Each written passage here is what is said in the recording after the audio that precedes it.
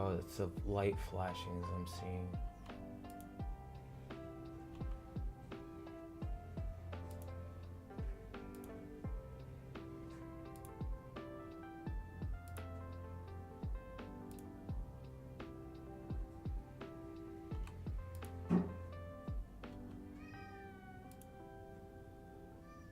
Whoa, Vegeta. Okay, now I need to go here. No. Here. This over.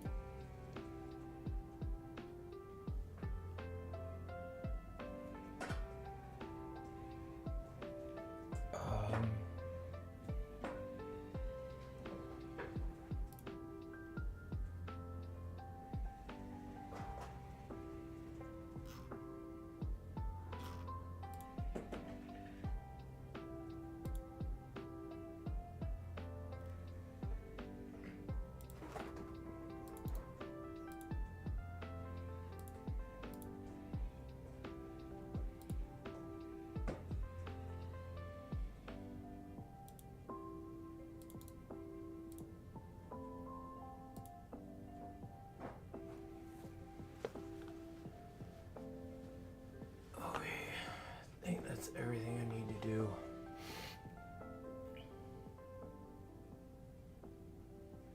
God, it's been a while.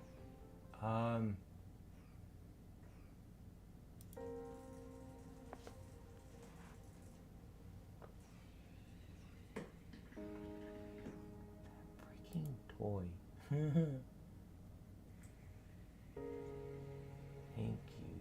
I know I'm streaming. I guess that is all for right now. Hello, welcome. Winterbeat from Winter here. More PowerWash Simulator. Been sick. Depression hit on top of it. Not good. But I am back to work on the obstacle course. Don't really know much what to say. Never really good at speeches or talking much other than just spouting off the top of my head. And also the noise in the background is one of Goku and Vegeta's new cat toys they got during Christmas, so that's probably gonna be heard bouncing around and like chirping and tweeting and whatever sound it's making in the background during this, so just to let you know offhand.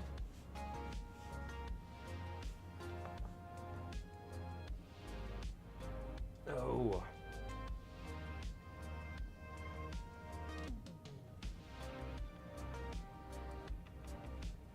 Thank you, Sheldon. I appreciate it. I understand. It's more or less like middle of the night for you right now, early morning. So if you haven't yet, get some sleep. If you have, I wish you the best of luck with your day and the best of luck with 2025 for yourself. And I appreciate that. It's very kind of you for stopping by. Thank you.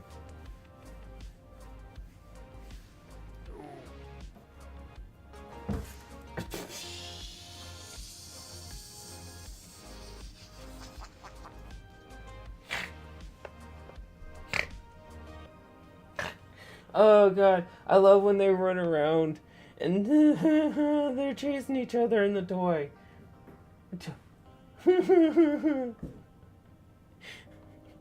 You are very welcome, and I appreciate it. Okay. Pretty sure they didn't release anything new between the last time I played and now, so go ahead and just jump into it. And the top for the music up there changed because what I was using. Hey Mixmaster, welcome to the stream. Thank you for stopping by.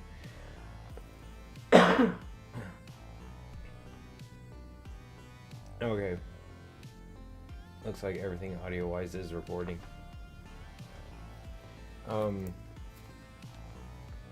Like I was just saying, the music bar up there at the top changed. No. It happens. Twitch doesn't like to work sometimes.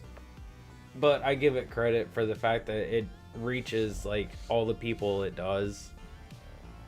It's beneficial, so can't complain too much. But it would be nice if it worked how it should, though. Just saying.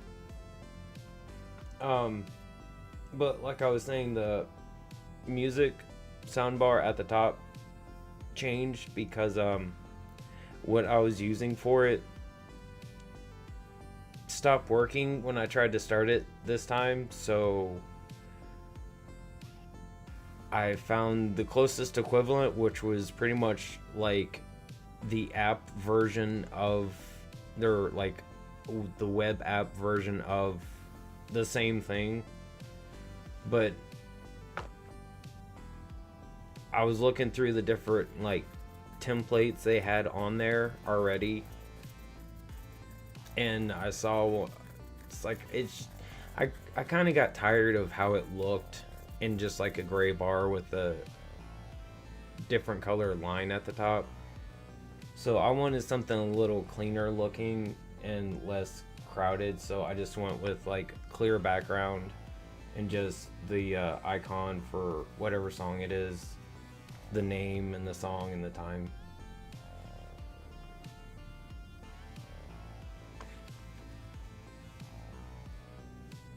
Yeah, and that's what I wanted, because before it's nice, but it seemed to be like drawing too much attention, as to where I just want it as like a part of the stream rather than like something that's taking up attention from the stream itself. Which I might end up changing where it's at some point, because I'm not sure if I like it sitting at the top there.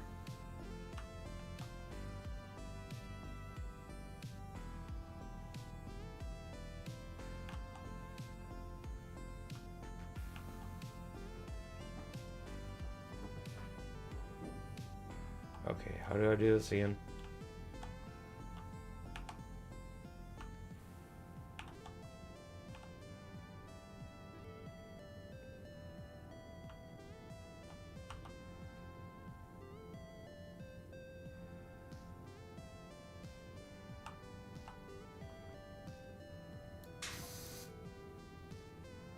Oh, that's obscenely loud in my ears.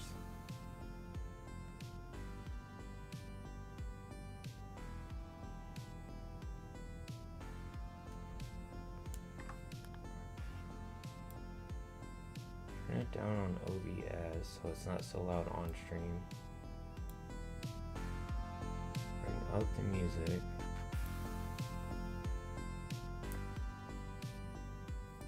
What is that button again?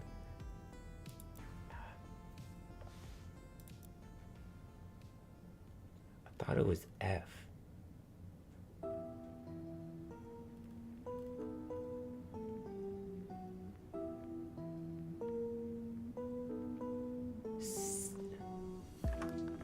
C?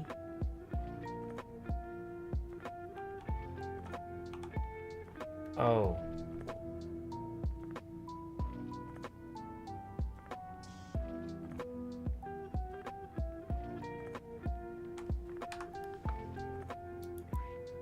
What? I'm sorry, I'm a little confused because I thought I remembered the controls differently.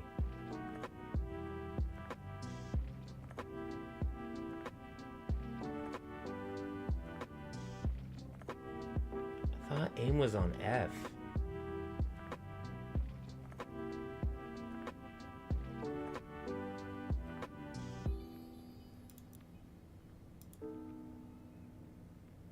No.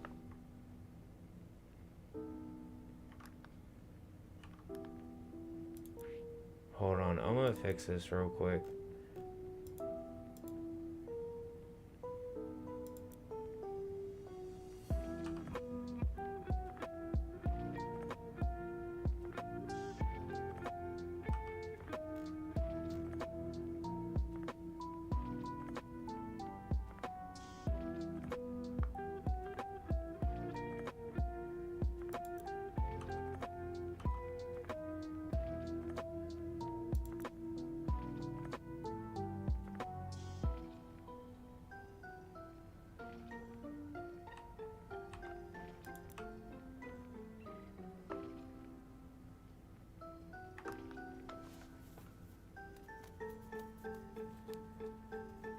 I don't know why I remember it being on F, but having it on C seems wrong for me for some reason. I just had to change that.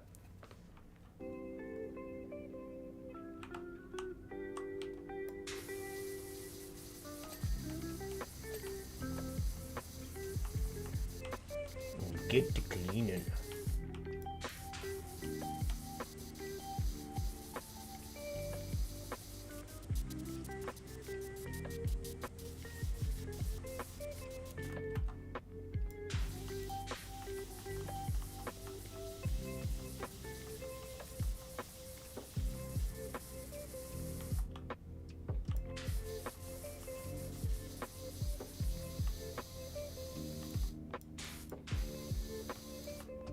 Thankfully, this really isn't that bad of a thing to clean.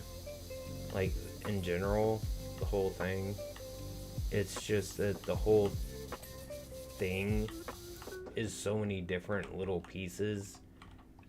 Like, little in the sense that it's like one thing amongst many other things as a part of a whole other thing.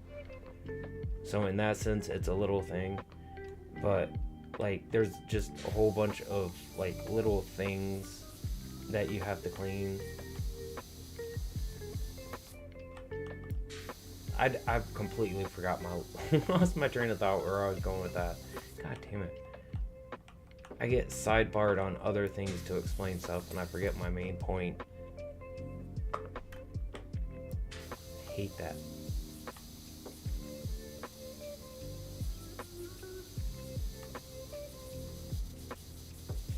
Well, at least the cleaning gets done.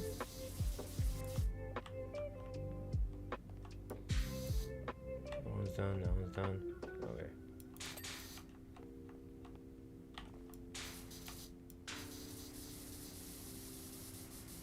And thankfully the curves, they stop every so often, so you're not wondering what spot you missed along this whole strip.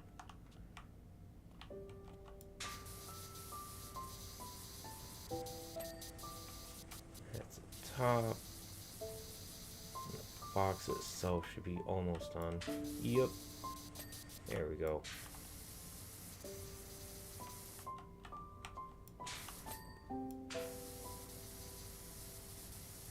Oh.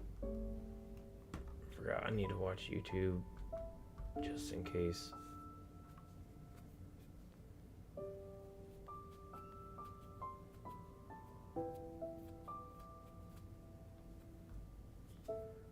Oh, that's cool. I got a new follower on Blue Sky. If you happen to be watching, thank you, whoever you may be. Oh yeah, watching YouTube live stream. It popped it up for me. Why didn't go to it? Turn my sound down on my phone. And don't throw up into the mic.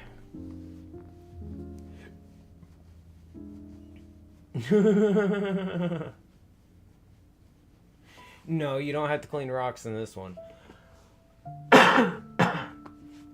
But you are having to clean, like, climbing walls, so. If you squint your eyes, technically, it might be rock.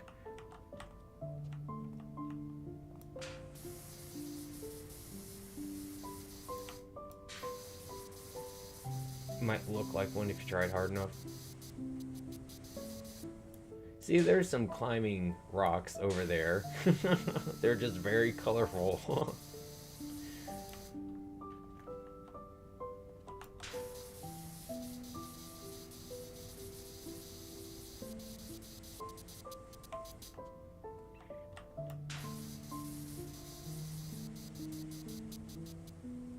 Hey, Easy Carry, welcome to the stream. Thank you for stopping by.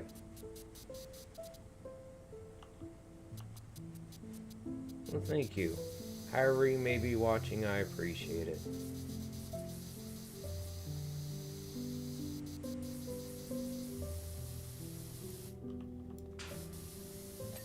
So nice to come back after being gone for so long, and so many of my regulars already stopping by. Thank you, everyone. That really does mean a lot.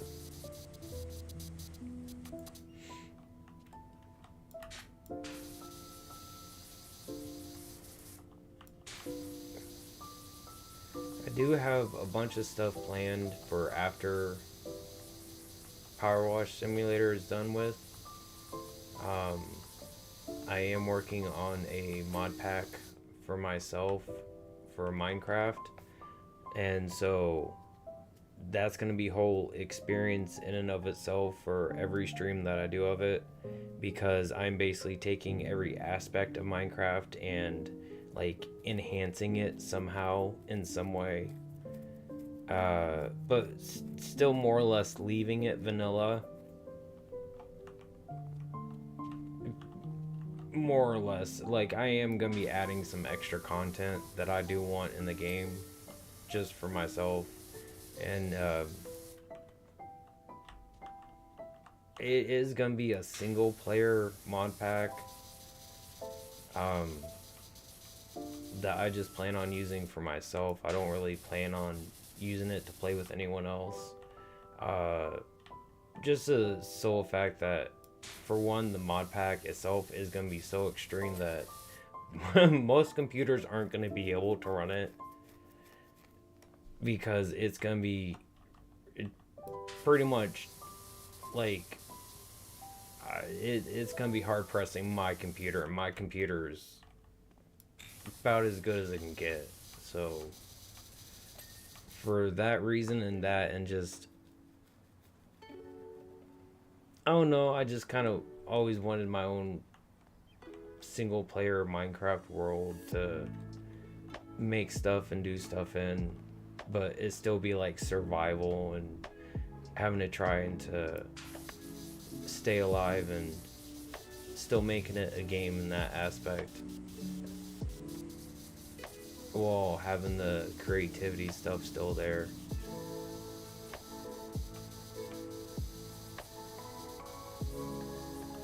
And if it's not going to be Minecraft, it's going to be Call of Duty, Black Ops 6 I plan on playing. I'd like to do the main campaign on stream, and I have a bunch of people I know willing and wanting to play zombies and a bunch of other game modes with me, so be doing probably a bunch of that here and there.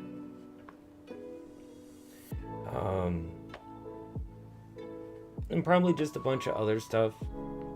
Trying to think of what offhand I've been trying to get ready or planned.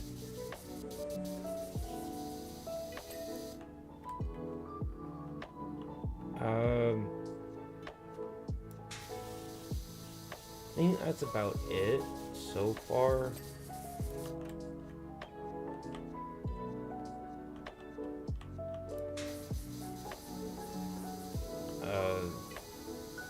Most of my time, honestly, while I've been gone, just been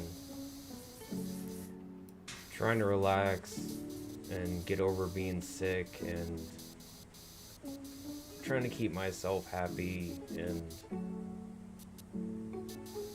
feeling like I'm a good person when sometimes I don't feel like the best of people.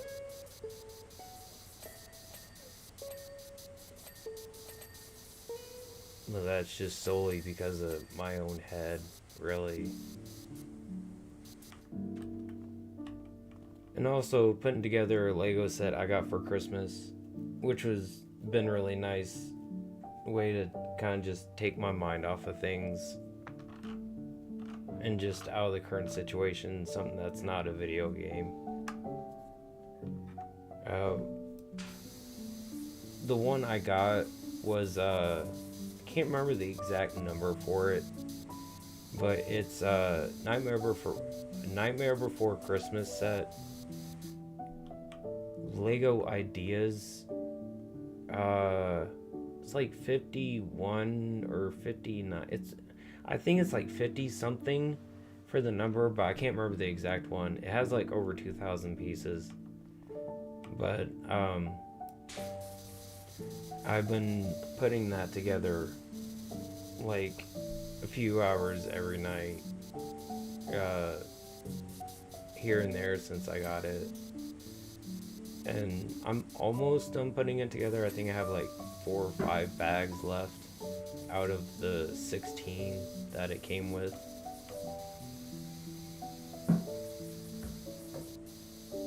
And once I'm done with that, I'll actually like show it on stream.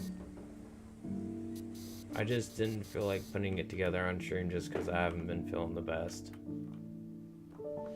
And also because I didn't want to be straining my voice when it was like 2 or 3 times while being sick, my voice wanted to completely just cut out and like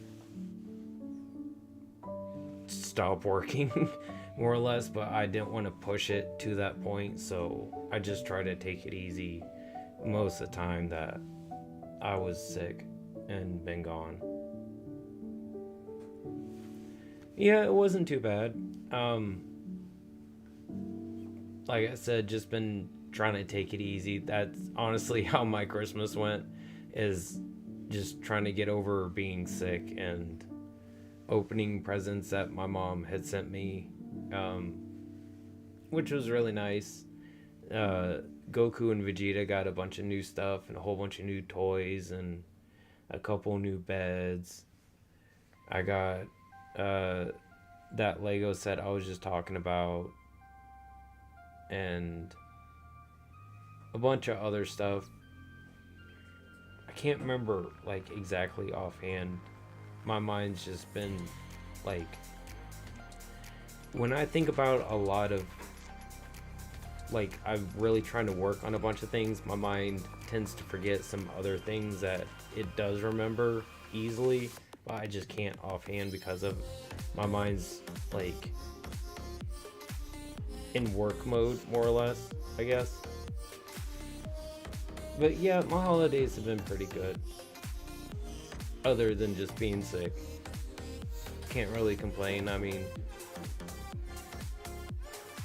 I have a house, I have a car, I have my cats, and that I'm at a better state in my life than I've ever been before. And thankfully, with a little work and more work put into it, stuff is still growing for me, which is really nice. Yeah, it's definitely a time of year for it.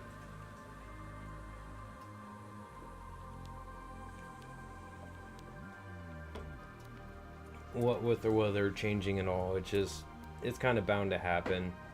People going in and out of the cold constantly, and not really by choice a lot of times. It's just you have to because of work or having to do other things. Can I get up here, please? Oh, I just climbed. Okay.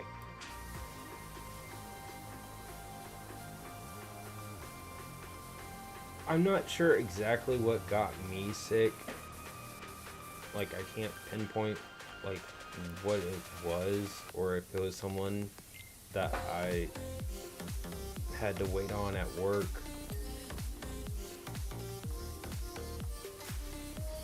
But I'm honestly just glad that I'm pretty much over it.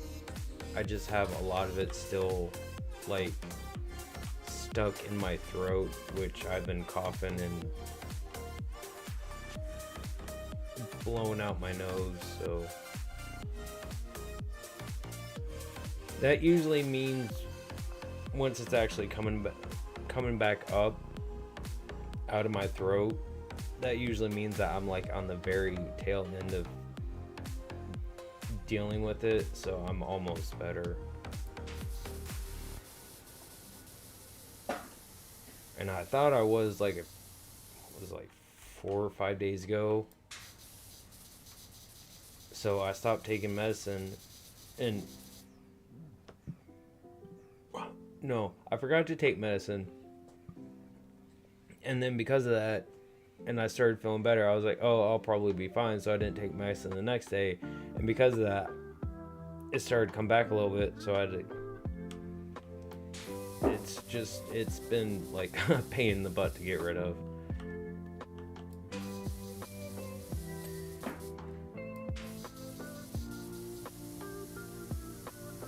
Yeah.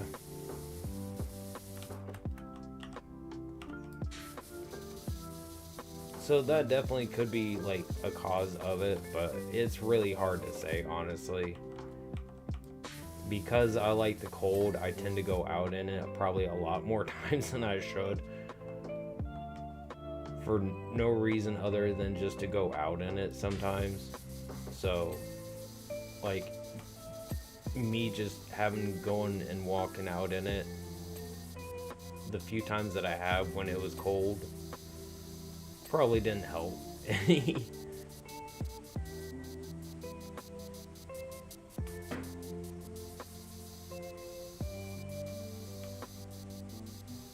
I got myself a black cloak.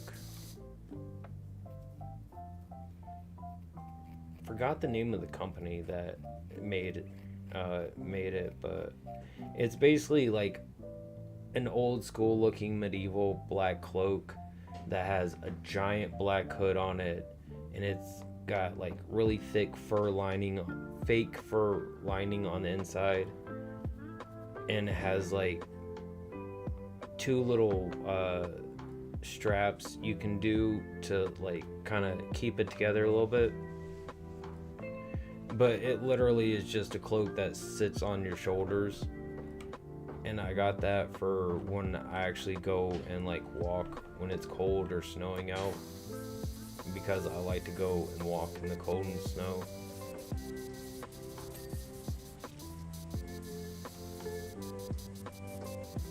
So it's really hard for me to tell what exactly got me sick.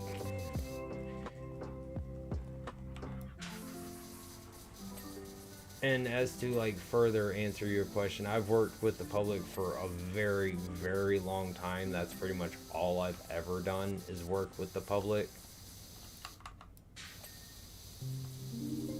So I am like very good at like trying to upsell people and like knowing what kind of stuff people are looking for just offhand by like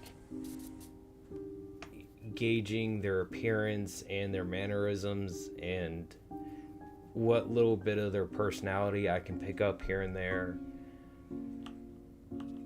And is honestly the whole reason why I don't personally push people to be like and subscribe and hit that notification bell and follow me and this and that, is because I hate pushy salesmen. I don't like being told to like something. I don't like being told or try to get someone to, hey, do you need this because you're buying this? Or, hey, I think you need this. Do you need this because I think you need this?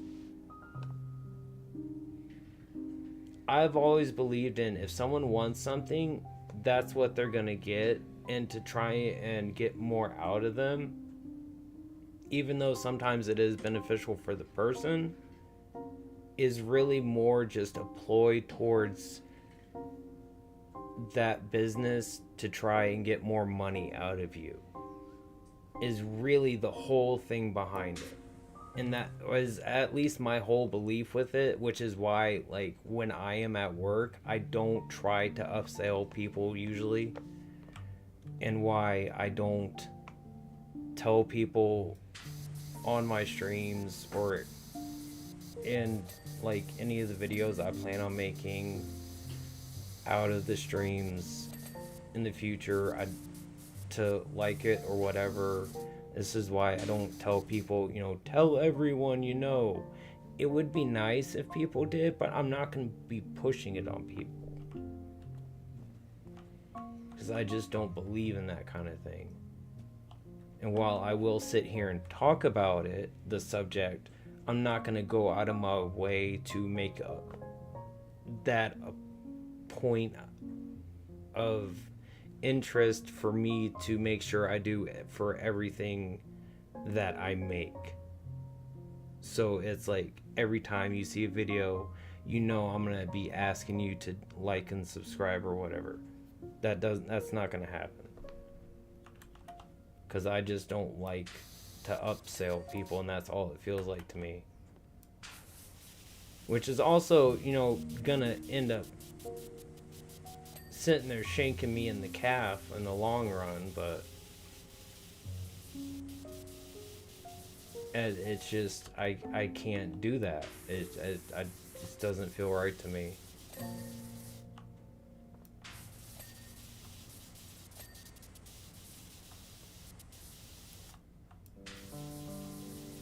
And I honestly think trying to upsell people takes more thought away from the consumer making their own thoughts and their own choices beforehand, because they figure once they get to the store, the person behind the counter or the person making the content is going to be the one responsible for them remembering to do something.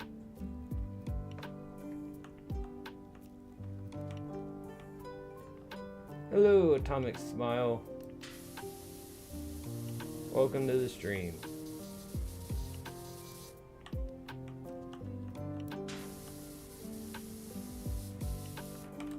Yeah, that's just why I don't do it.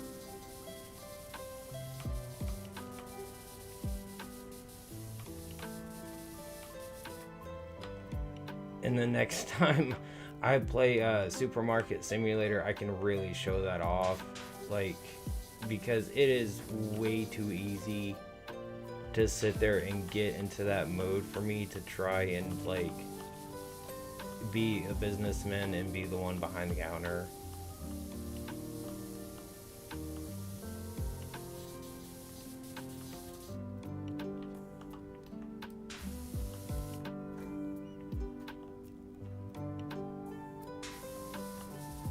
Or, could even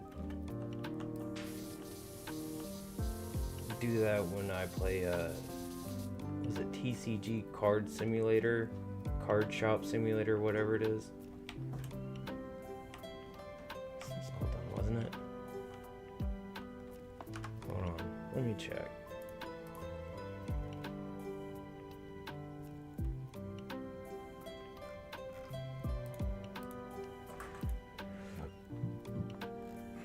Excuse me.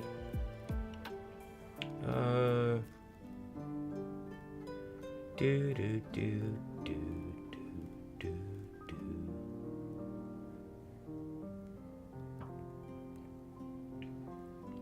do.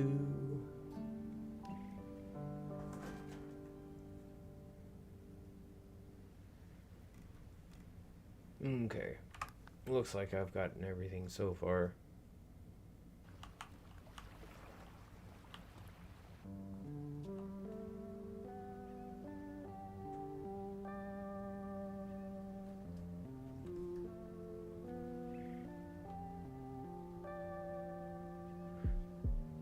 Hold on.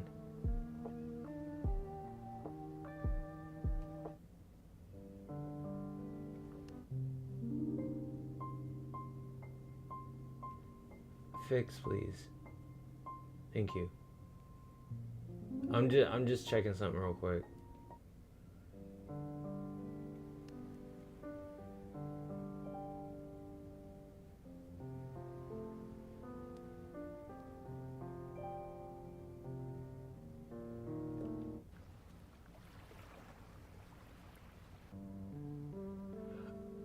Oh, that's... I was wondering why it sounded so similar. It's pretty much the same song. It's just a different version.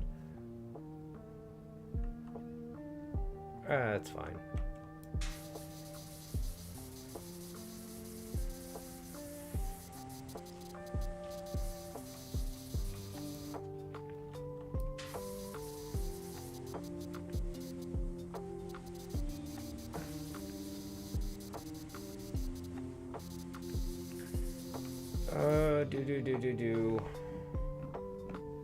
That is something else I could do after PowerWash Simulator, is get back into some of the other games I haven't finished,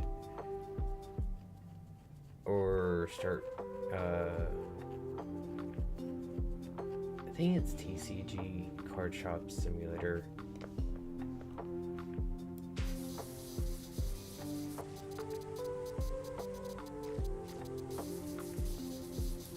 Here in a little bit,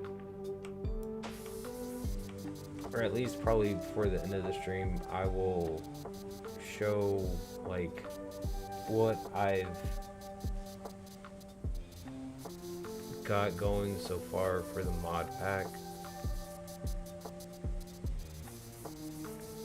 At least like show the list of it off and like what some of the stuff does.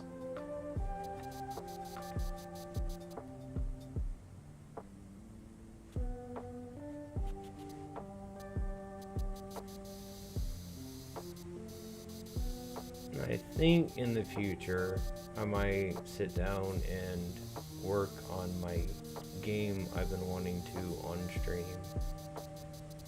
No idea how to code, so this is gonna be interesting. First and foremost, be working on all the assets on stream, and I don't know how to draw.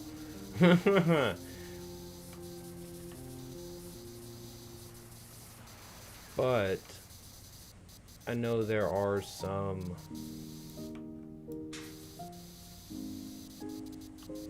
programs I can use, one of them being Godot. I think it is user friendly towards those that don't really know how to that well to get things more or less set up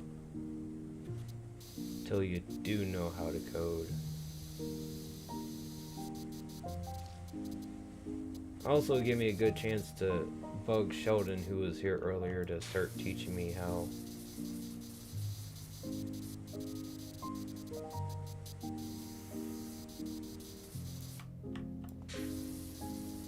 Because I've been getting a lot of ideas for it lately, and I really want to actually work on it.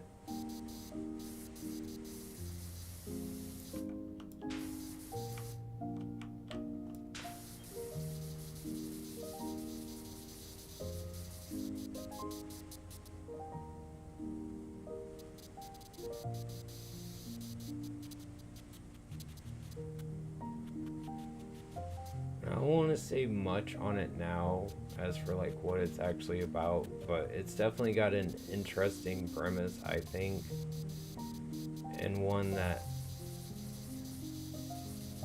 it's kind of a premise that's been around for a while, but it's something different, I think. So hopefully it'll be something interesting to play.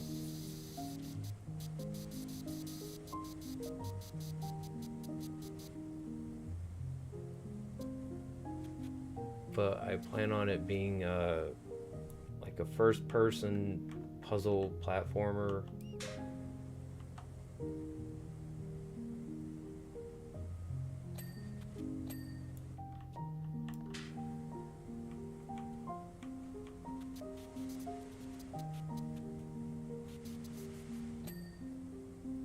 We'll see how it goes. I've had the idea for like years. I just never done anything with it. It's actual up there. Okay.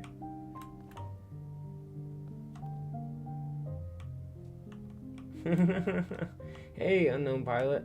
Welcome to the stream. Yeah, earlier.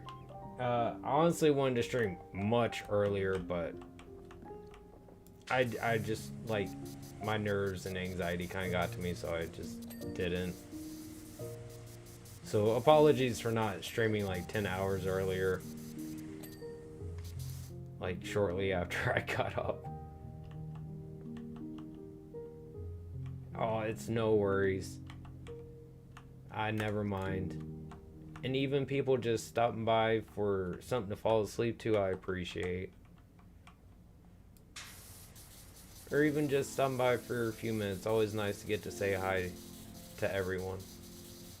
This is like my genuine fun way to socialize with people, so even though it's a little anxiety inducing to like get it going, sometimes this is how I have fun actually like talking to people. So that's why I say, even if it's just for a little bit, or even just to say hi, thank you.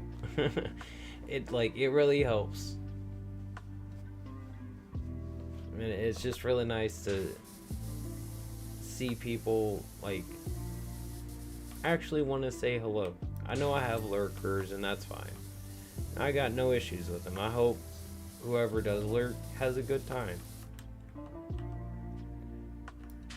But it's always nice to get to say hi to people and have conversations.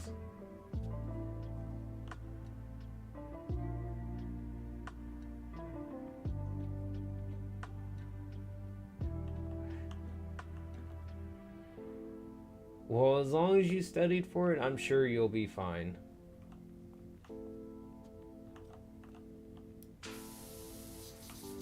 And if you get a chance to take it again if you need to, I'm sure you'll do better the next time.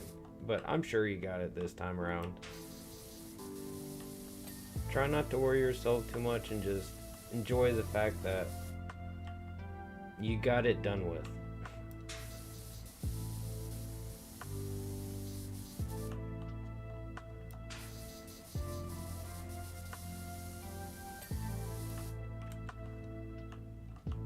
And I wish you the best of luck. Hopefully you get it.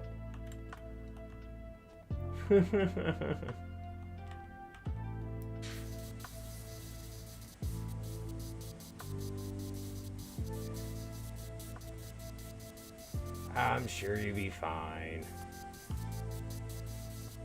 As long as you didn't puke on your exam paper when you turned it in, I think you'll be okay.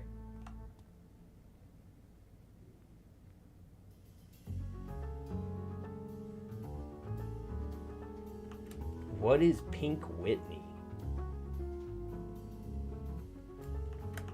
I think I've heard of most of the rest of it. Oh, whoa. Me and Pink Whitney would get along just fine. I like a good vodka.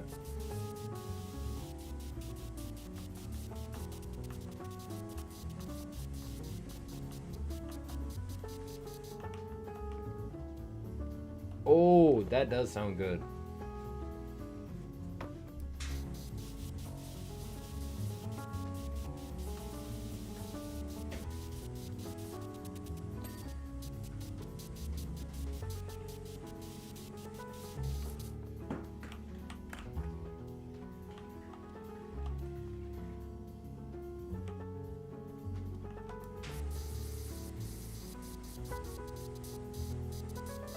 I haven't had a drink in a while. Might have one like within the next week or two. Just haven't really felt like it lately, and what with taking medicine, I want to make sure I don't not like mixing alcohol with the medicine, which is never a good thing to do.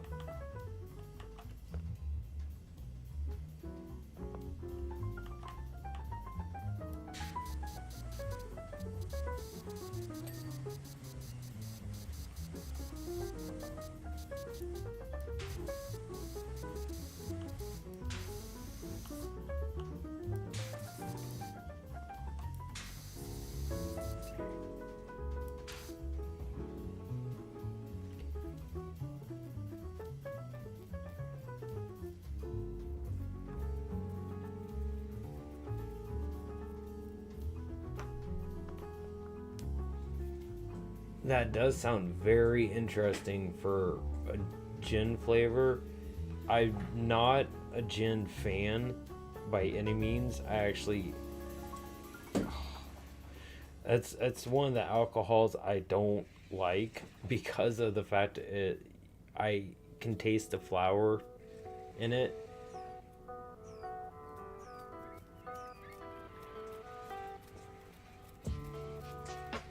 But the Earl Grey gin does like sound interesting. The cat toy found its way into my computer room and just bumped into me. That scared the shit out of me. And I'm sorry, my area.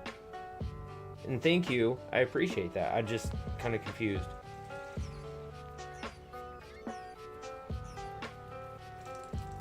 Oh, well, I might actually like the Earl Grey gin then.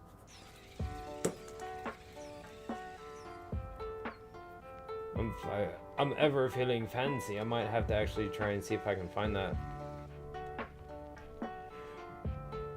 Get myself a bottle to try it out.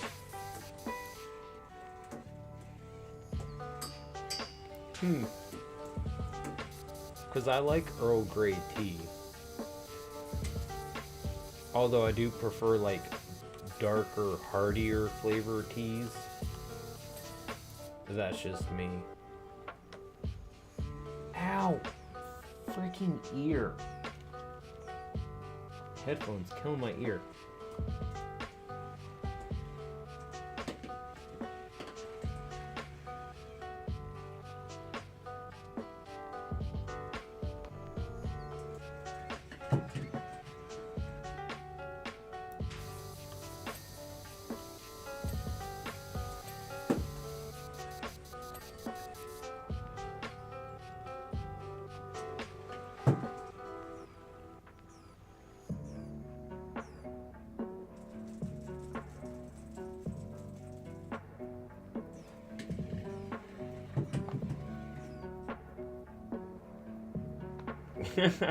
Oh, I never fault anyone for their biased choices when it comes to like teas or foods or anything.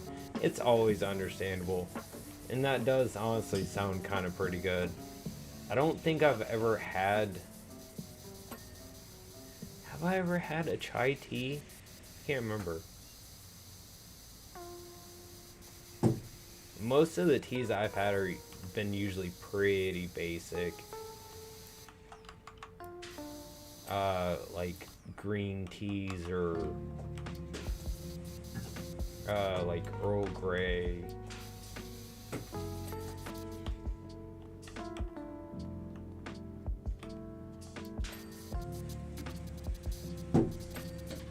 Honestly, more of a coffee drinker, but I do like tea every so often.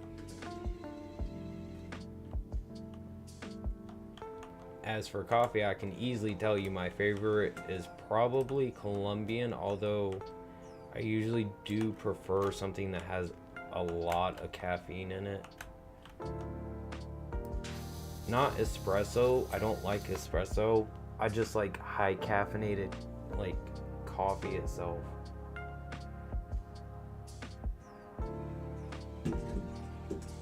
Yeah, green tea does tend to be a little like worse for wear on like what you're getting out of it for a taste for the tea itself, which is actually one of the reasons why I usually drink my coffee straight black with just like a little ice in it to cool it down. That's it. Oh yeah, and I know I feel the same way. Everyone's got their own taste.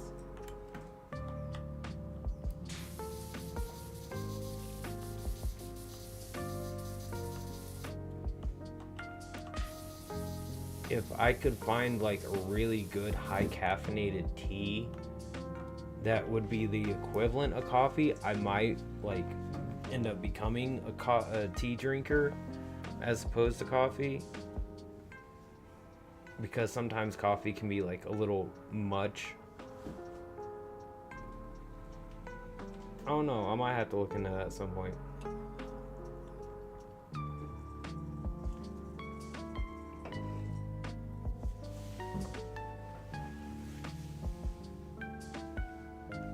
Oh, that's actually one of the reasons I like coffee and I like drinking it black, is because I love that dark, bitter taste to it, because it really gives you the flavor of the bean itself, like while it was being roasted during the process. Oh, I don't either. Coffee is like coffee. Frappuccinos are frappuccinos. Those are different. By and far, I will highly agree on that.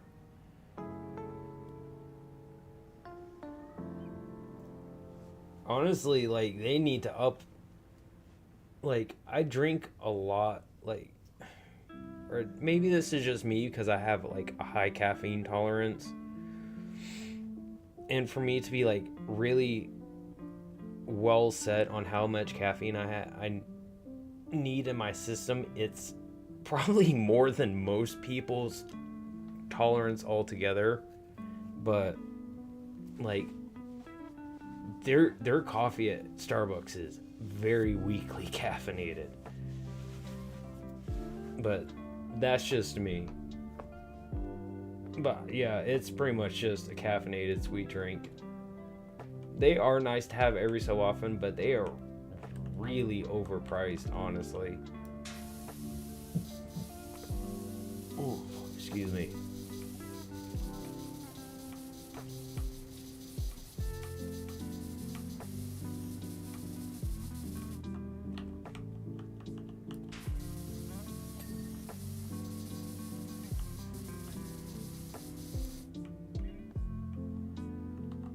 Well, that's nice.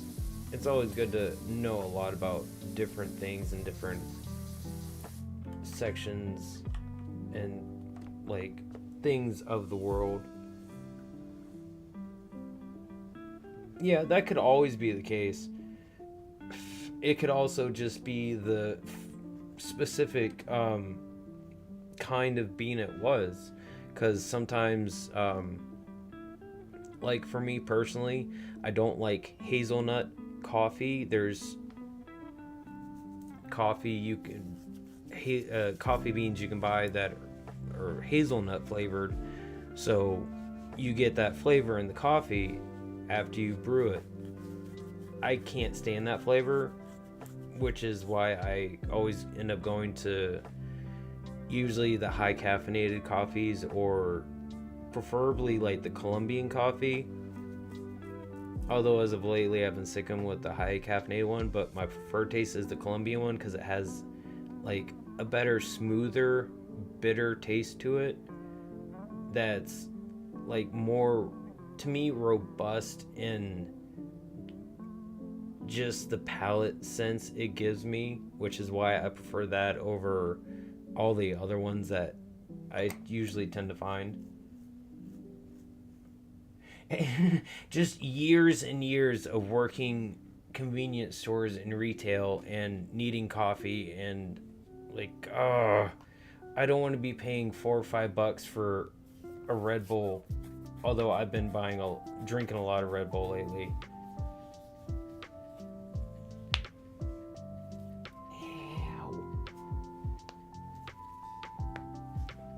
Honestly, Colombian for me is like probably the best kind of tasting coffee. There are like different little variations of it here and there, but any kind of Colombian coffee is usually pretty good. Can you stay out of my chips? This is what I deal with just sitting around sometimes.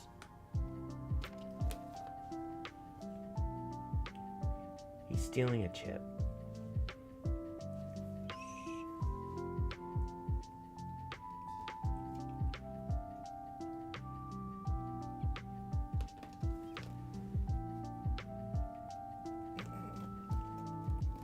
I was trying not to disturb his chip stealing. He was trying to be sneaky about it. Oh, yeah.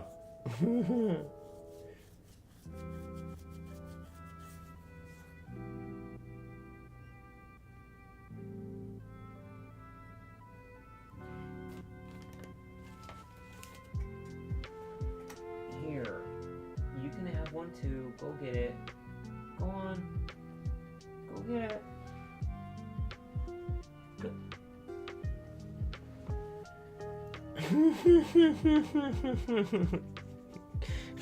Yes, they both are.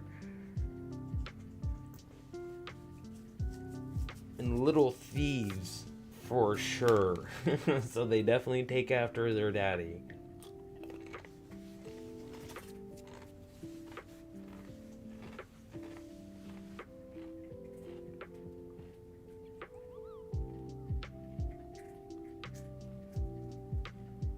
My cats are pretty much me if I was playing an Elder Scrolls game, but in real life. Because I usually tend to play Khajiit, and I usually tend to play a thief. Is that nice and crunchy?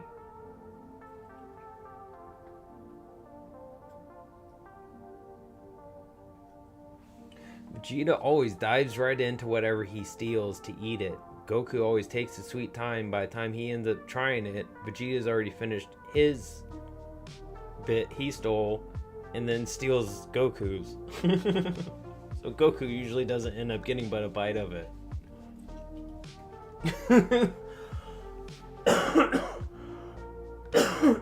Yeah, they're definitely catnappers, that's for sure. I knew you were gonna do that, you little shit.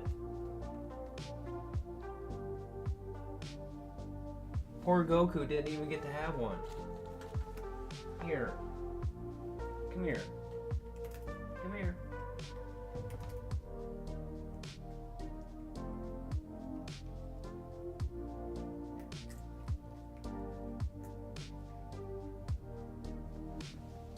At least I don't have to worry about dropping a chip on the floor. If I do, they'll definitely clean it up. Freaking little vacuums. Oh, it's no worries.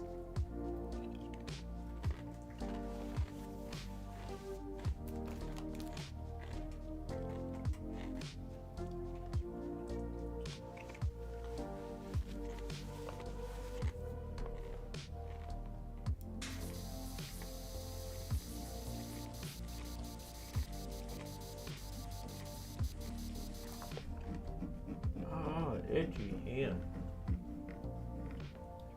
You didn't really? Hey, turd. I was trying to give that to your brother. You little butthead. No more chips for you, Vegeta. You stole all Goku's.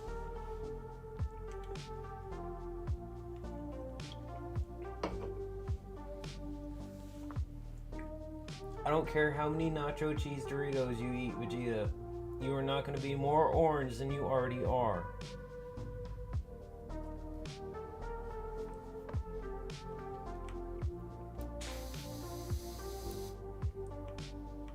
Child thinks just because he's eating nacho cheese Doritos is going to help with his orange.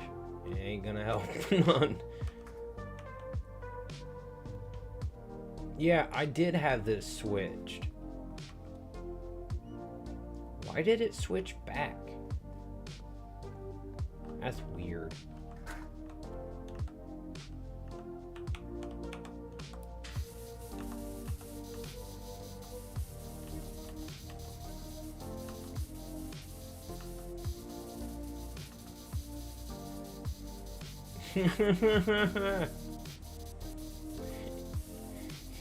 He's trying to get his power level over 9,000.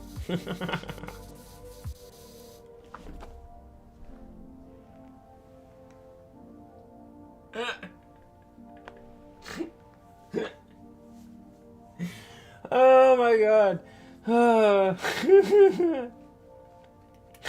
Oh god. I'll make myself laugh way too hard.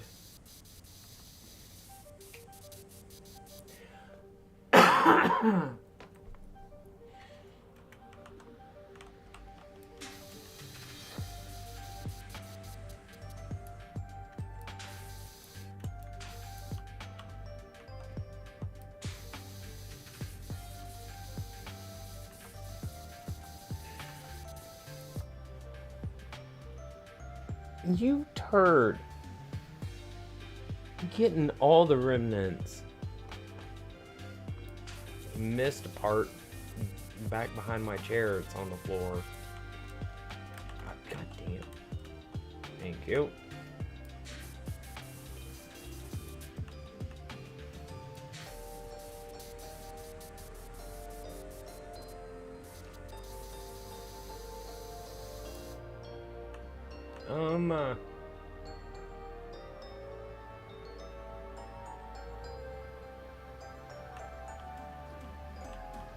Let's see some roguelike.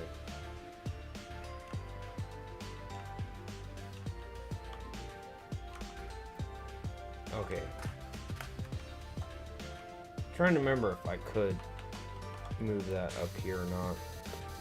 Because it won't let you put ladders in but certain places, so it'd be nice if you could freely put it wherever you want, but then you'd probably end up breaking the game a lot more. So it's understandable they only have certain spots for it.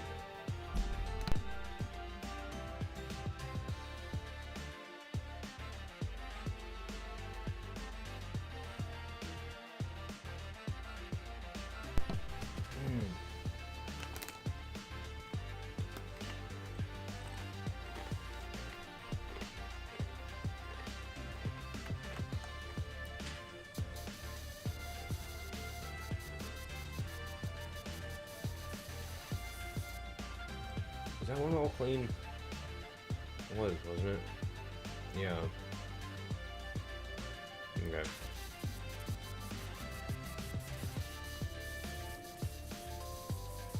Work these from the top to the bottom. What I'm thinking, and then move on to the next part of the obstacle course.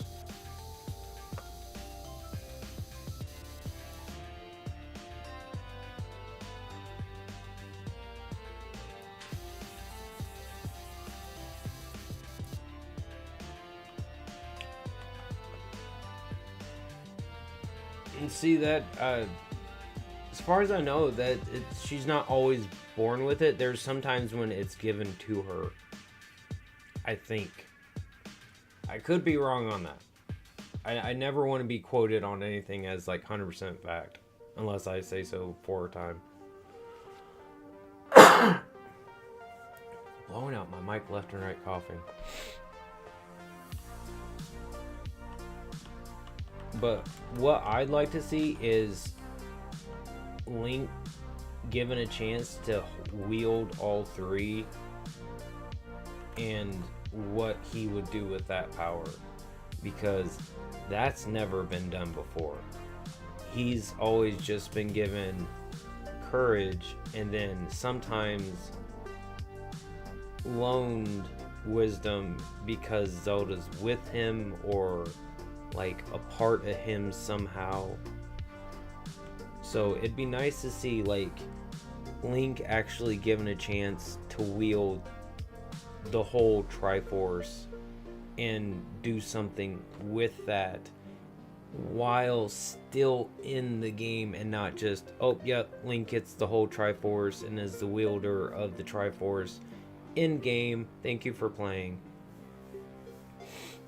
Every time there is a Triforce wielder and it comes to that point where they are doing something in the game, most of the time it's at the end of the game where that main event for that is like happening. It's not the middle of the game. It's not, if it's a starting point for, if it's like at the beginning of the game, it's just a part of the story. It's not part of like the actual gameplay itself. At least from all the ones I'm remembering, like having played, because I played most of them, but I don't remember the stories for them exactly 100% perfectly. Give me that ladder. That off.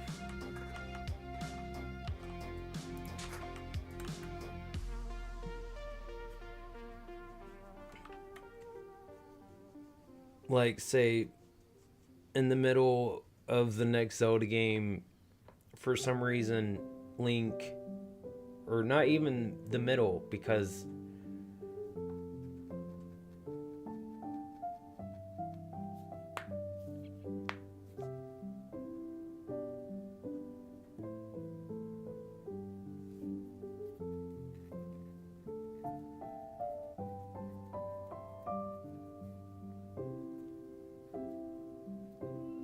yeah,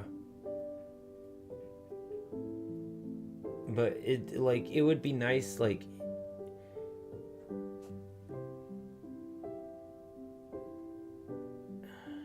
trying to find, like, figure out a good placement, not like halfway through the game, but like shortly after the beginning of the game. Like, that's the whole premise of the game, and like the mechanics behind the game is that Link gets the full use of the Triforce, and that's how you're to save Hyrule, because something else beyond the power of the Triforce is, or because the Triforce is so powerful, it's needed to take this entity or thing down.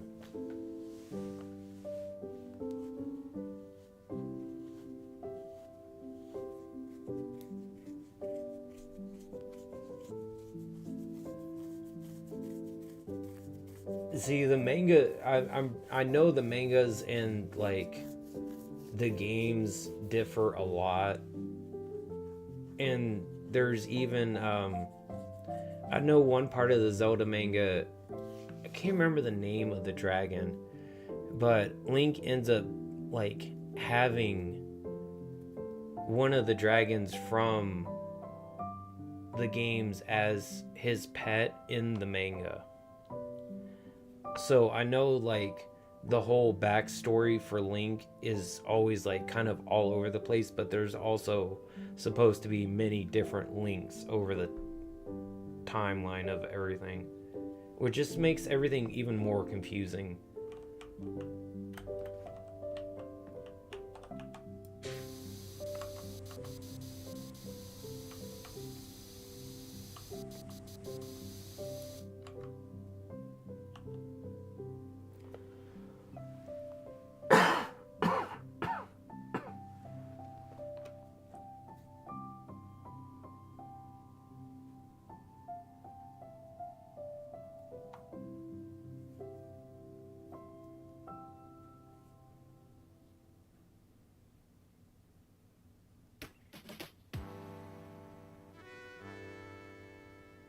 That could be a good plot point for it. You could do it a bunch of different ways. You could have it so the goddesses give it to him and actually take it back from like Ganon and Zelda, because they need to give it to Link for this reason. I just noticed something really odd. That texture right there is a miniature version of this whole texture.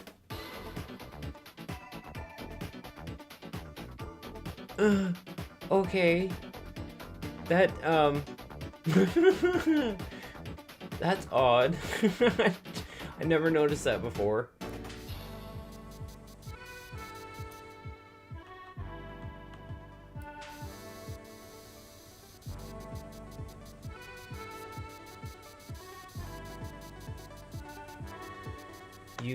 There could be, I'm trying to think of what some other ideas. See, this is one of the things I'm best at, is coming up with ideas for stuff. I'm just really poor at implementing things to actually a medium, because it's so hard for me to keep myself on track of things and doing things. But once I do, I usually tend to go full force into stuff.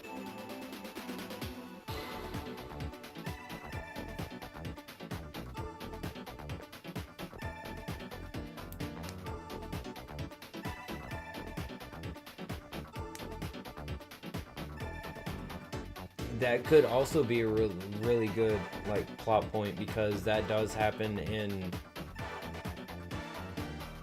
God, what am I thinking of that's happened in?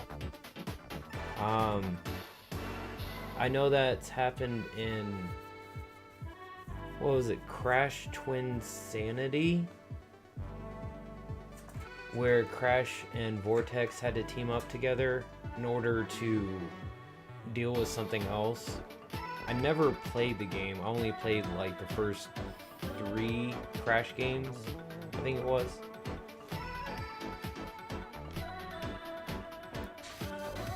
I don't remember playing the one that had Vortex in it. Pretty sure.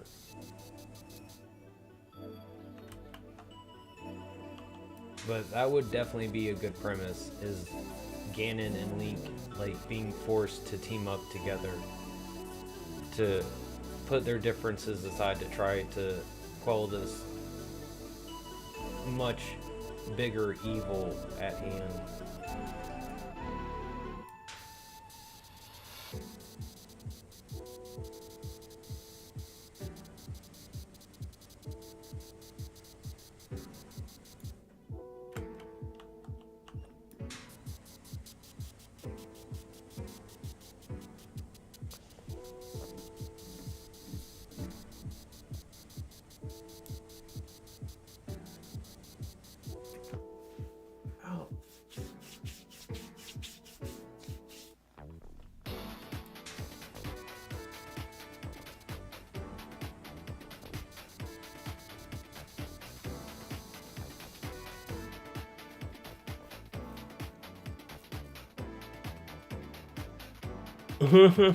That would be a pretty funny premise. At the very least, you could have them having like dreams about them like attacking each other, and that could be like a fun mini game to have the player do in like the nighttime, is you could like fight each other.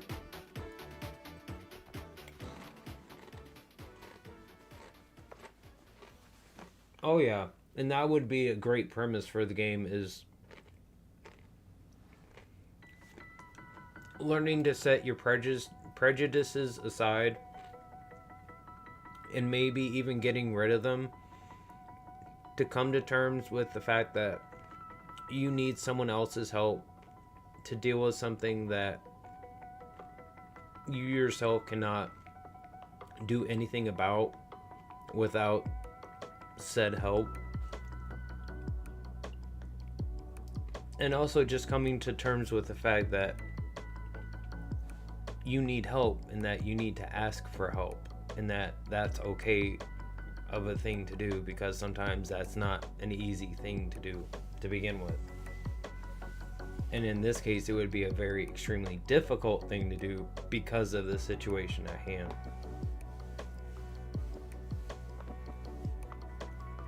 And another good way that this could be done is that you could choose who you wanted to be that got to be the ultimate person to wield all this power. So you could be Link and had the full use of the Triforce, and have Ganon helping you with whatever powers he had, minus his use of the Triforce, or unless you wanted to loan it back out to him.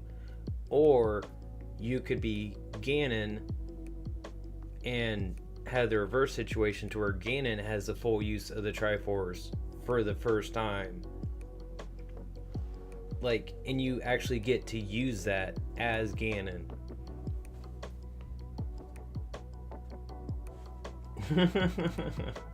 That it does.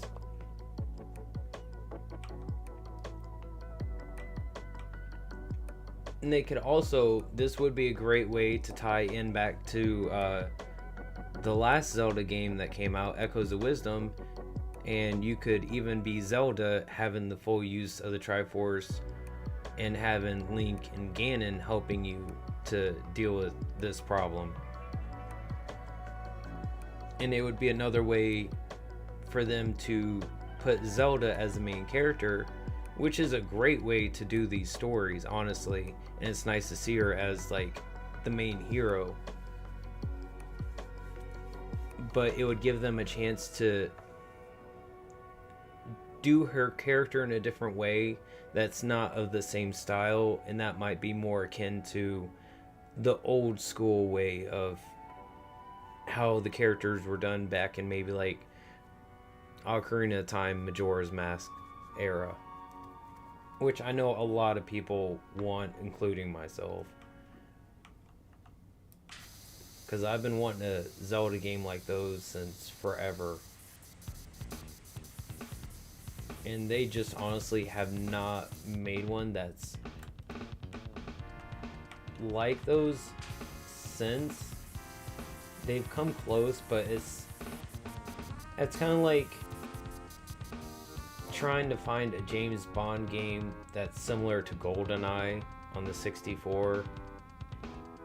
There's a lot of ones that are similar to it, but none of them just feel and act like GoldenEye did.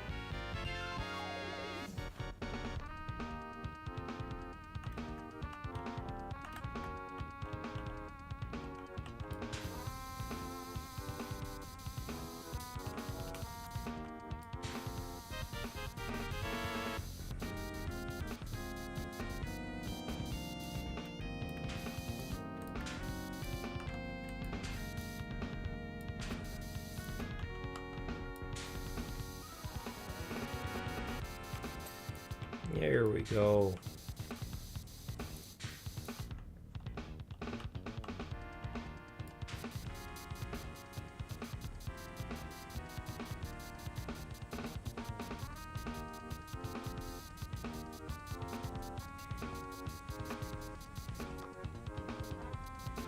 I can't wait to get Minecraft going. Where was it? I just saw it. Come on. Dang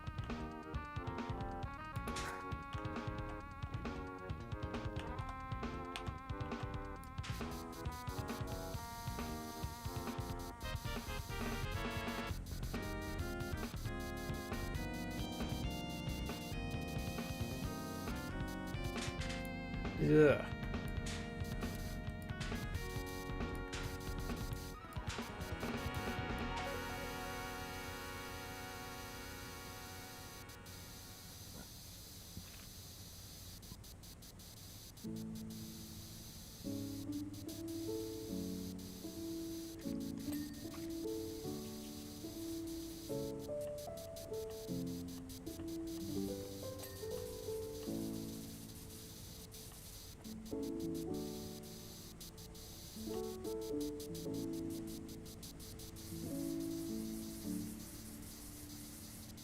This has come along pretty nicely so far.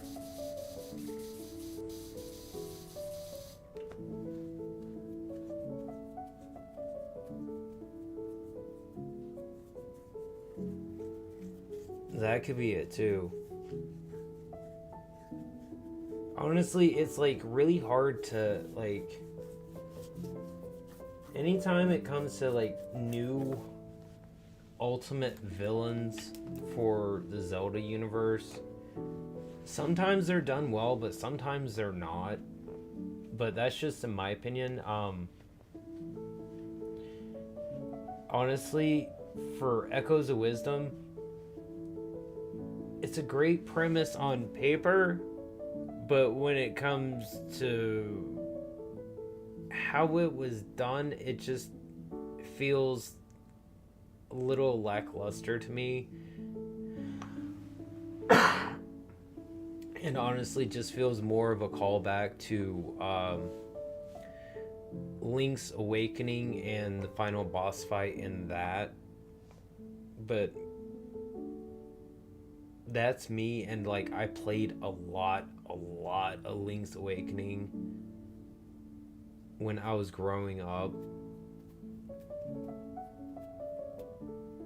So it's like the villains can be done well, but they don't ever seem to be like that deeply robust of characters Like, there's not much to them, not much to their backstory, other than some, like in Tears of the Kingdom, Breath of the Wild, it was like something, or at least Breath of the Wild is like some really long history to things, and like that's one thing, but there's not like much actual about their personality and character. Mm-hmm.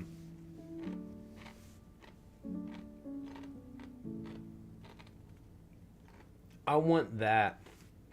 I know in Majora's Mask, technically he was the villain, but in all reality it was the mask itself taking him over. I'd like to see Skull Kid himself being the actual villain without having an entity controlling him. Because his mischievous behavior just plays really well into kind of like the back end secret. Something's not right in the world of Hyrule, like presence of things, that it seems kind of off that they haven't done more with him, or like done more with his character, which I really do hope they do more with, like some of these side characters that they haven't done much with in the past in future Zelda games.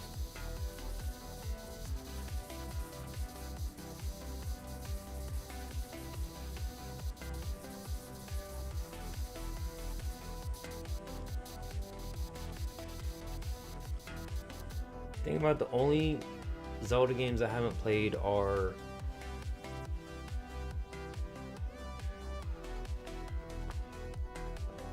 the Philips CDI ones, which you those are next to impossible to even like get a hold of, let alone if you want to, they're expensive as hell. But was it Phantom Hourglass and Spirit Tracks I haven't played, and I think that's about it.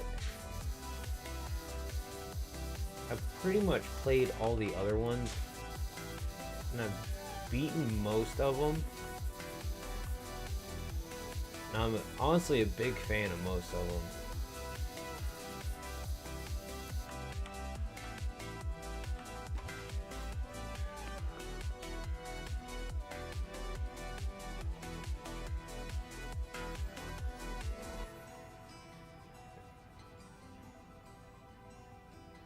Oh, see, that's nice. That's something I wish they would do more in the games, is they would flesh out the characters rather than the plot itself. But, like, that can be easily overdone a lot of times, and you can just end up making things too wordy and not like it seems easy to get sidetracked into one aspect of telling a story or a part of a story, and having that overtake other aspects of telling the story or other things you want to get across in your story.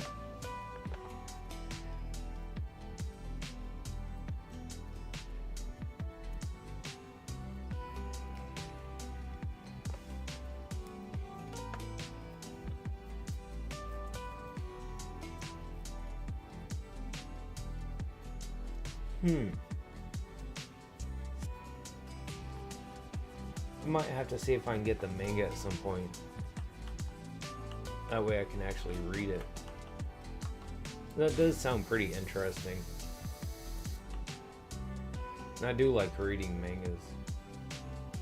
I actually sat down and read like a good huge chunk of Yu-Gi-Oh!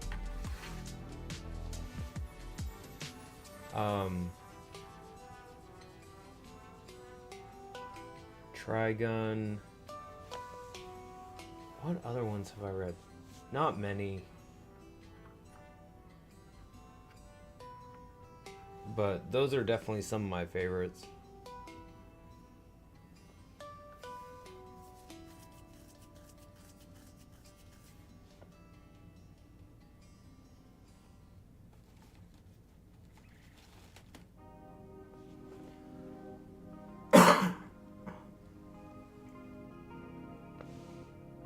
Yeah.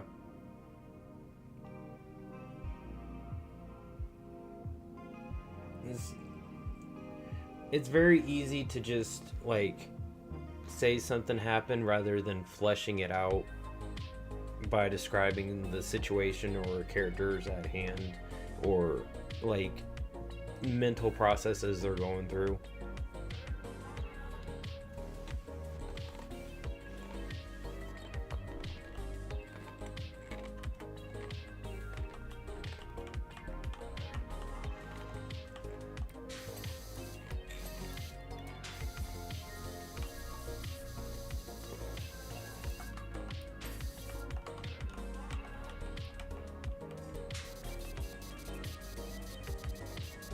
It's another reason why, like, I want to make my own game. I know the story is probably not going to be the greatest. The characters probably aren't going to be the greatest. But I just really want my chance at, like, telling the story in, like, a gameplay aspect. I think it'd be really fun.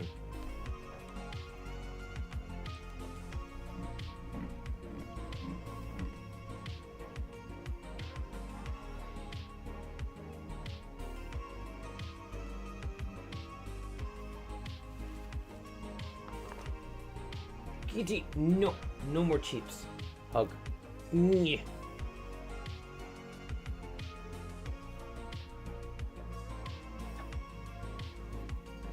Vegeta, say hi. Hello.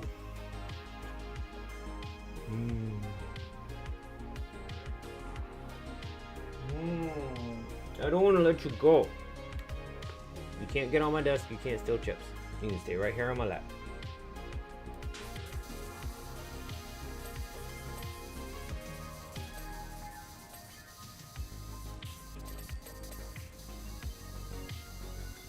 You know you get on my lap, I'm sequester you to my lap, mister.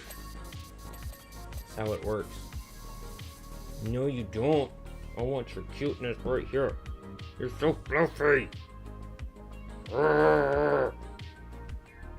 No. You stay here.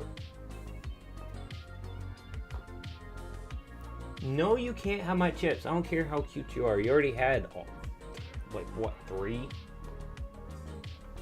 You stole 2 from your brother. Get your butt out of my face, child. Jesus, the things I thought I would never say.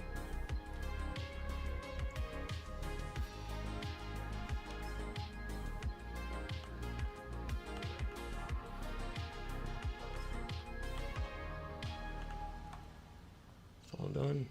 I think that's all done.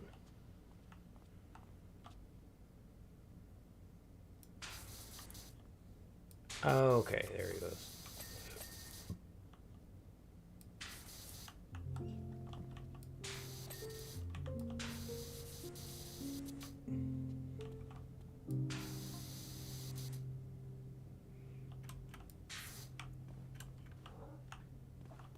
What?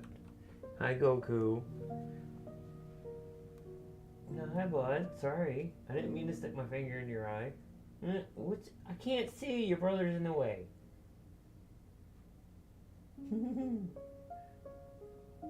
Oh, hi. He is hard staring down my bag of chips.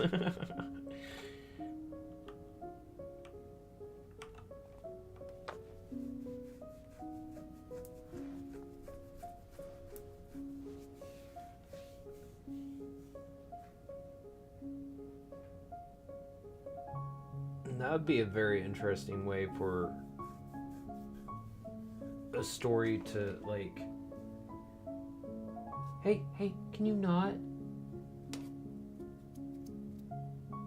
Already got enough fur floating in there as it is. I'm gonna go eat a chip. I'm gonna have a hairball.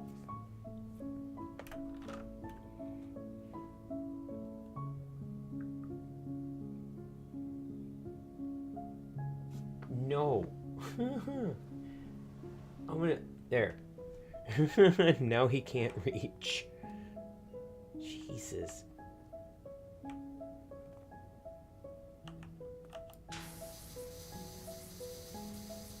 I swear y'all are just like kids. Oh yeah, he's all offended now because he can't reach it.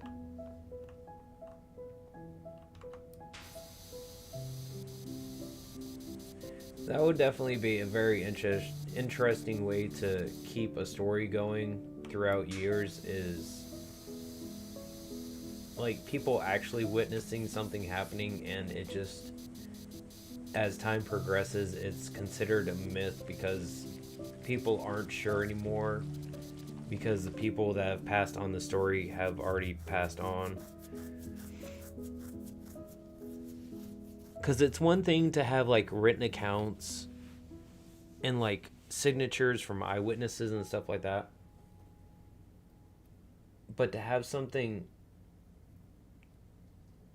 like just passed on by memory and word of mouth throughout years, kind of like oh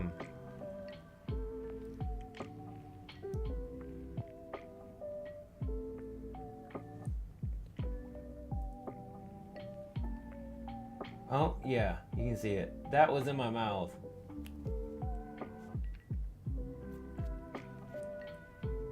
Kind of like the premise for the end of... What are you doing? Y'all didn't even finish eating the chip. You stinks. Left chip on my floor. Anyways, was it kind of like the premise for the end of Fahrenheit? I think it's 451. And the whole premise of that is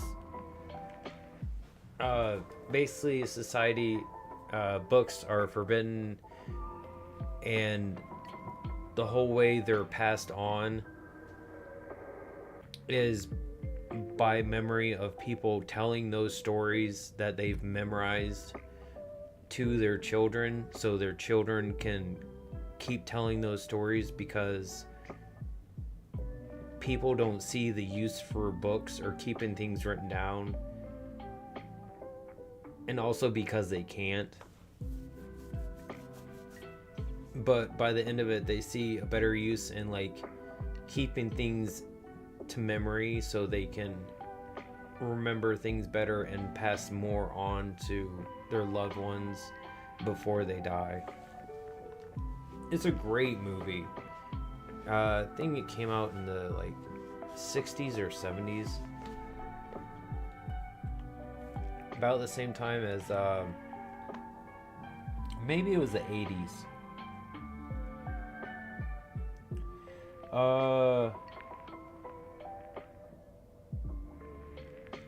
I think about the same time as Soylent Green. Like that same era of movies, I think.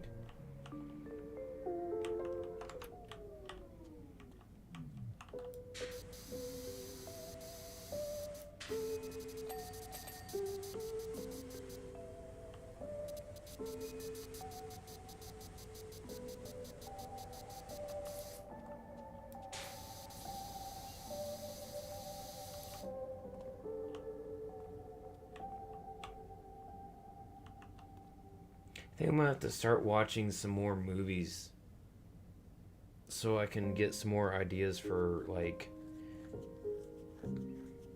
character personalities and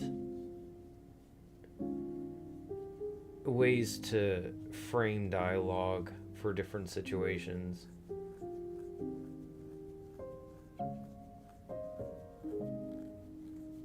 Yeah, and then people could come to doubt those as to whether they were actually legitimate.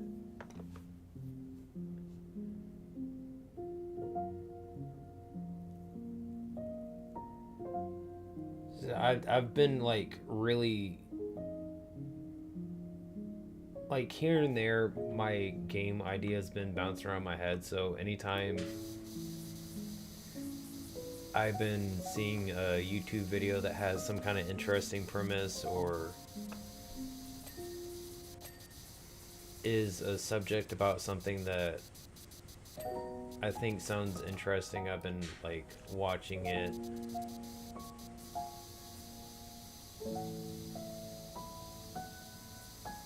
Don't I pretty much like only watch YouTube. I don't actually watch many TV shows or movies.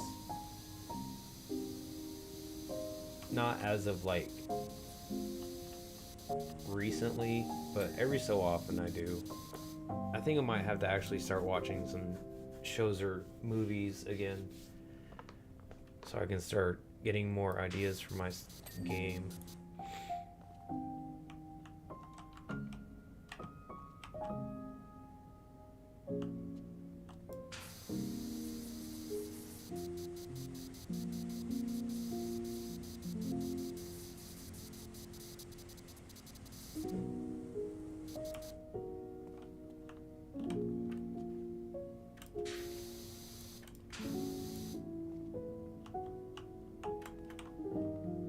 Have an overarching, like, major plot point for the whole thing to be about, which I could very easily branch off into other stuff, but there's other aspects here and there that I don't feel I have filled out, like story wise. So even for that, like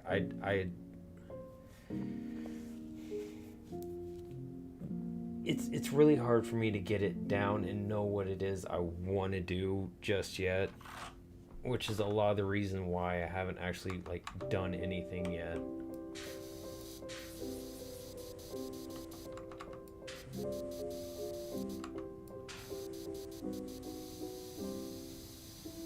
But I am slowly getting it there, thankfully.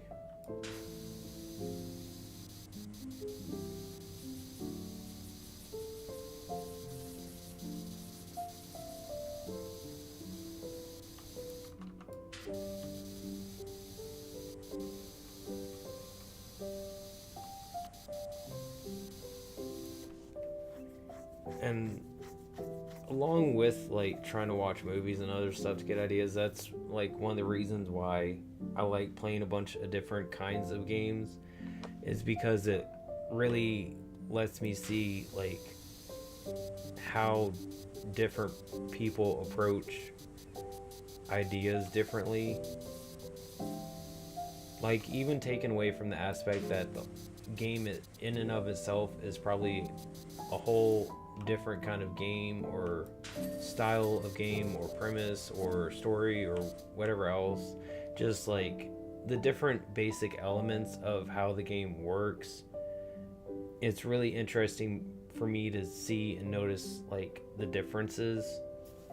Like in this game, it's a cleaning game to where you don't have any enemies, but it's really interesting to see how like the jumping and the running mechanics work in this, to where you jump but you can also start moving faster mid-air while holding the run button down. A lot of games don't have that, so like that's just also something I try to take into account. Like besides just sitting here and playing these games for fun, a lot of times like what I'm doing like in the back of my head is I'm taking all this stuff into account and noticing all of it.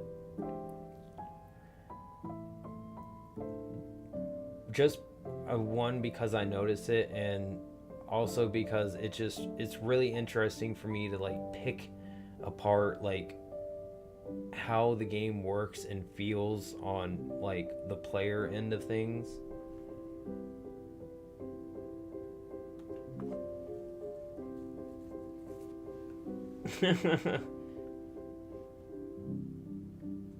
Oh, it happens. Scheduling is always going to have conflicts.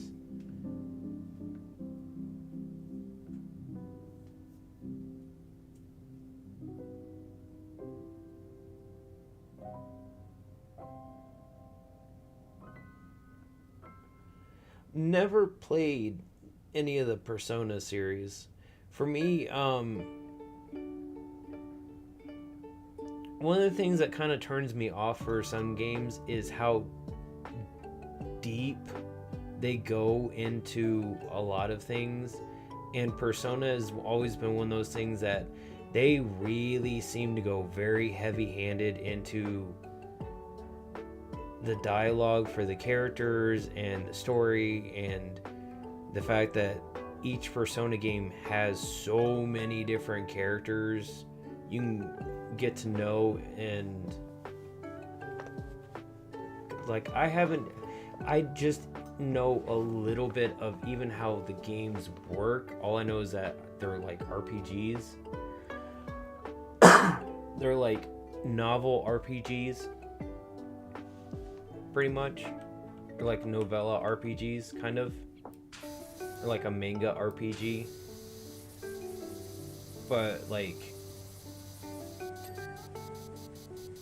I don't know, like the odd way they play and the odd way the story is done does make it seem like something that would be interesting and fun to play. But it's kind of hard for me to get into like really, really deeply rich stories like that. But that's just kind of me. Yeah. One of my favorite, it's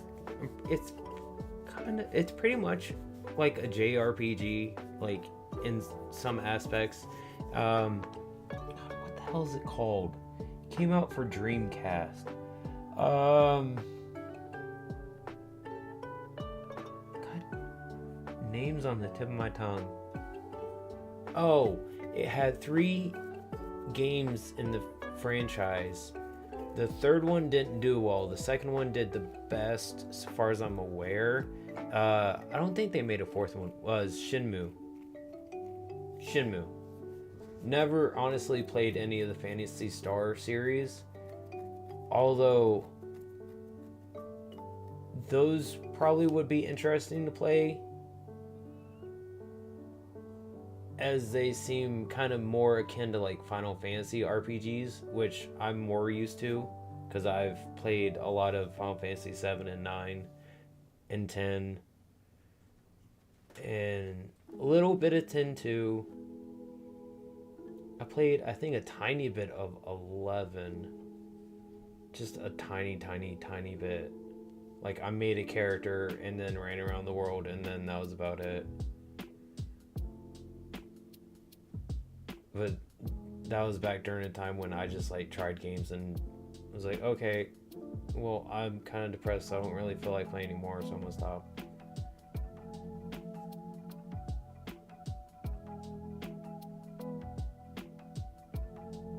There's a lot that Sega's kind of like flubbing the ball on.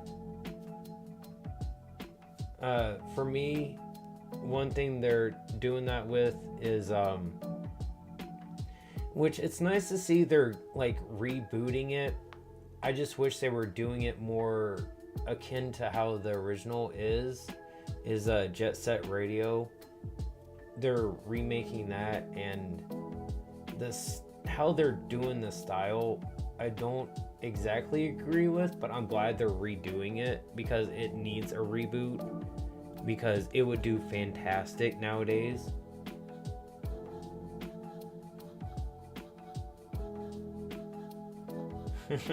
Nothing wrong with being a diehard fan of a game. I'm always full force, and you got a game you love, awesome. It's really nice to like get really into a story, and it just makes you like feel good knowing that you know a part of that world and like how the world is and stuff about it. You can tell people about it. Oh yeah, honestly, I really do. I'm surprised they haven't yet, but I kind of think part of that might be due to the fact of how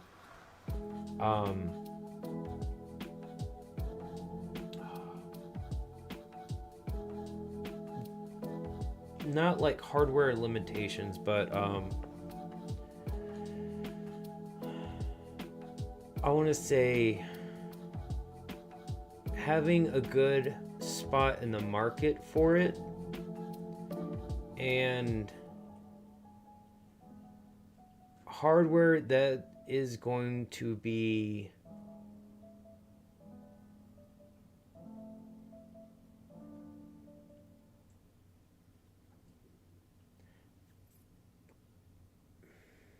trying to think of how to put this.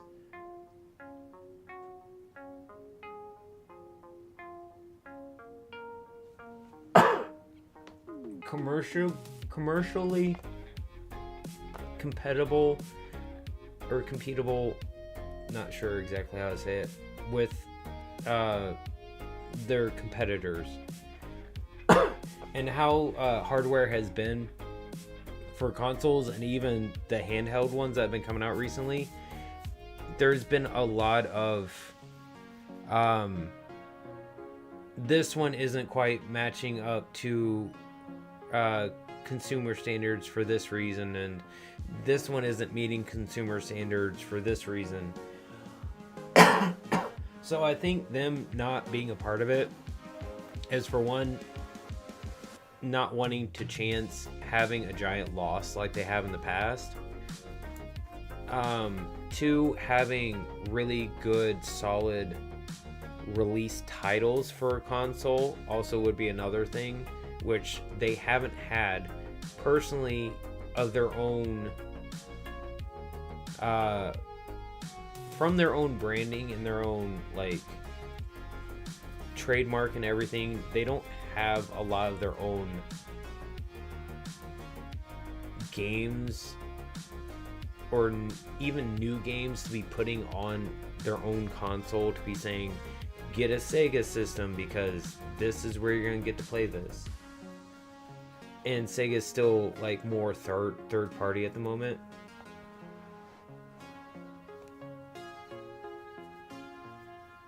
Oh, I don't mind at all. If I do happen to play PSO2, it might be a while, and I tend to forget details about stuff for things a lot of times. Not out of like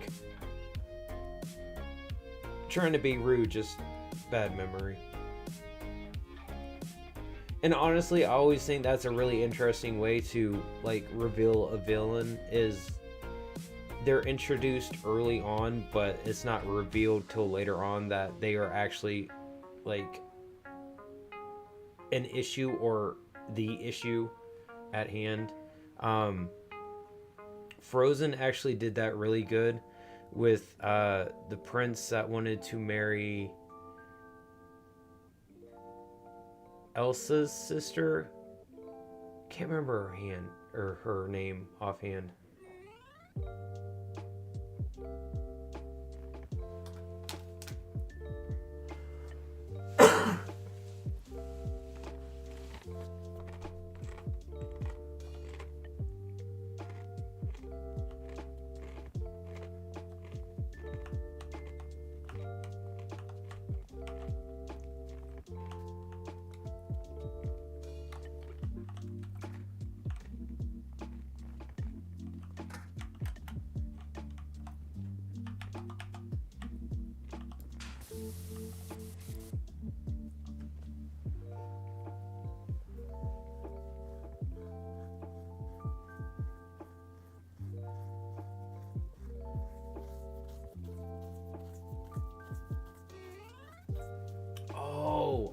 I just watched a movie. God, I can't remember the name of the movie. It had a really good premise. Like, it was a really confusing time travel movie, but it had a very similar premise to that.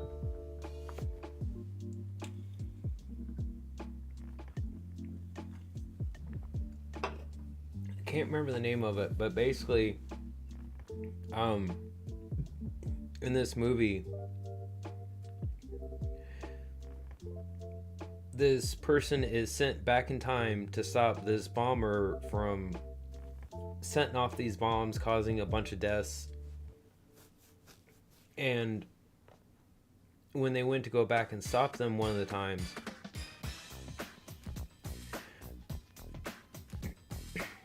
I'm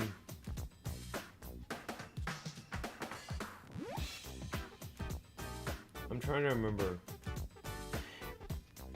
They ended up getting... It gets really confusing. But basically the whole thing is that the main character of the story is going back to stop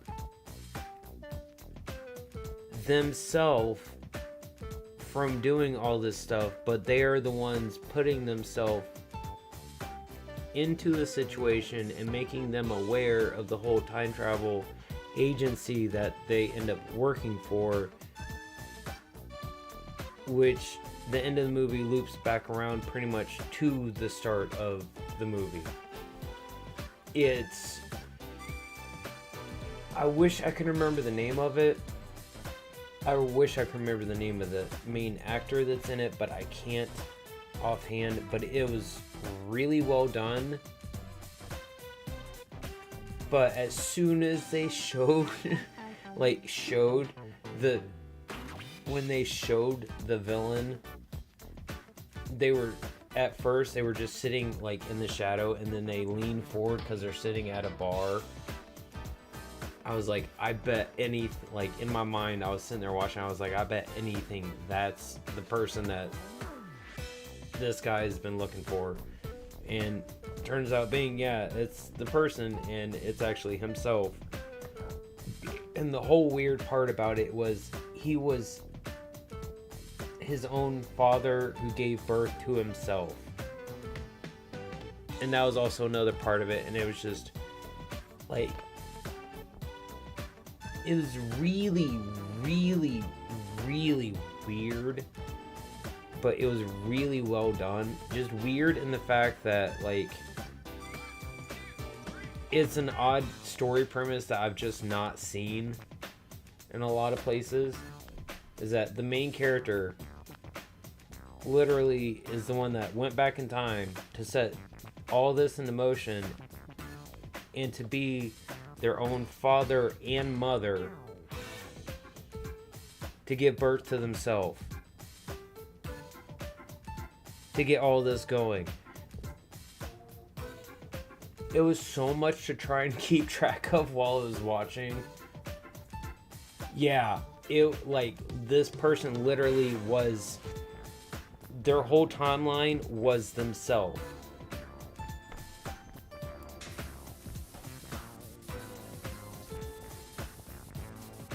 The person was the start of their life, and does it actually end with them dying? I can't remember. But it pretty much the whole thing just loops.